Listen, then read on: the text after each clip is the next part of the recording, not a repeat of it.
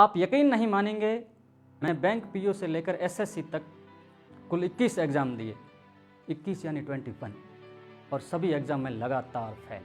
हिम्मत हारने लगी, हौसला हारने लगा। मेरी कहानी की शुरुआत करें तो मेरी कहानी शुरू होती है भारत पाकिस्तान के बॉर्डर पर बसे हुए राजस्थान के बाड़मेर ज़िले के एक छोटे से गांव ऊंडखा से, जहां पर मेरे घर के नाम पर एक छोटी सी झोंपड़ी हुआ करती थी। पिताजी को शराब पीने की आदत थी और बड़ा भाई दोनों पैरों से विकलांग था। परिवार में ऐसी स्थिति होती थी कि कभी खाने को होता था और कभी नहीं होता था। कभी ऐसे भी दिन आते थे जब लाल मिर्च को कूटकर उसमें नमक और पानी मिलाकर उसमें से रोटी डुबोकर खाना पड़ता था। यानी मेरा बचपन बहुत अभावों में बीता। मेरे पिताजी हमेशा कहा करते थे कि तू पढ़ाई छोड़ दे और काम पर चला जा, कुछ पैसे आ जाएंगे।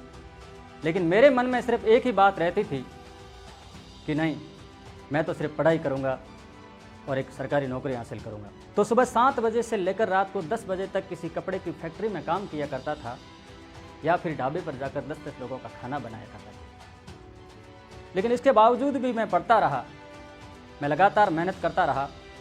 10वीं 12वीं और ग्रेजुएशन लेवल की जो भी एग्ज़ाम आते थे, मैंने एग्ज़ाम फाइट किए, लेकिन हर बार फेल। पर मैं लगातार मेहनत करता रहा, फिर भी फेल पर फेल।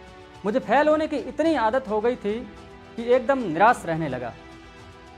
मुझे लगने लगा था कि मेरी ज़िंदगी कपड़े की फैक्ट्री में या फिर दूसरे लोगों का खाना बनाने में ही गुजर जाएगी और मैं ज़िंदगी भर यही करता रहूँगा।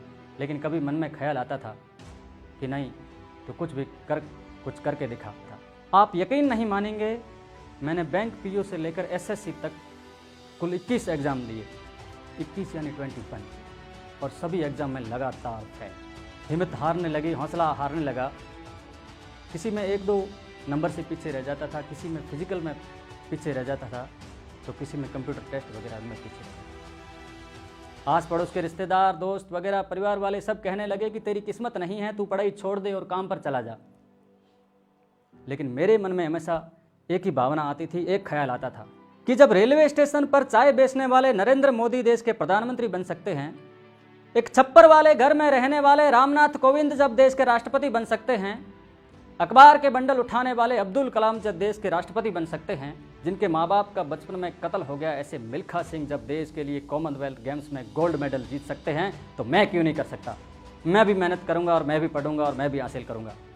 मन में ये ख्याल आता था, रख हौसला वो मंजर भी आएगा, प्यासे के पास चलकर स्वयं समंदर भी आएगा, थक कर ना बैठे मंजिल के मुसाफिर, तुझे मंजिल भी मिलेगी और मिलने का मजा भी आएगा। इस बार अधीनस्थ सेवा चयन बोर्ड ने ग्राम विकास अधिकारी पद की भर्ती निकाली। मैंने फॉर्म भरा। पिछले एग्ज़ाम में जो भी कमियां रही थी उसको दूर करके इस बार कठोर ज़बरदस्त मेहनत करके एग्ज़ाम दिया और फिर से काम पर लग गया। जब कुछ महीनों बाद इसका रिजल्ट आया तो हर बार हार मुझे हराती थी, लेकिन इस बार हार को भी हराकर गिरधर सिंह जीत गया और ग्राम विकास अधिकारी के पद पर सिलेक्शन हो गया। ये उस लड़के के लिए बहुत बड़ी बात थी जिसने अपने परिवार में 4 सुसाइड देखे थे। ये उस लड़के के लिए बहुत बड़ी बात थी जो गर्मियों में नंगे पैर स्कूल जाया करता था। ये उस लड़के के लिए बड़ी बात थी जिसने अपनी ज़िंदगी को किताबों और कपड़े की फैक्ट्री के बीच में काटा था। वाकई कमाल हो गया। चारों तरफ मेरी वाहवाही होने लगी, सभी मेरी तारीफ़ करने लगे, गांव, शहर और आसपास में मेरी मिसाल देने लगे और मेरा बचपन का जो सपना था एक सरकारी अधिकारी बनने का, वो पूरा हो गया।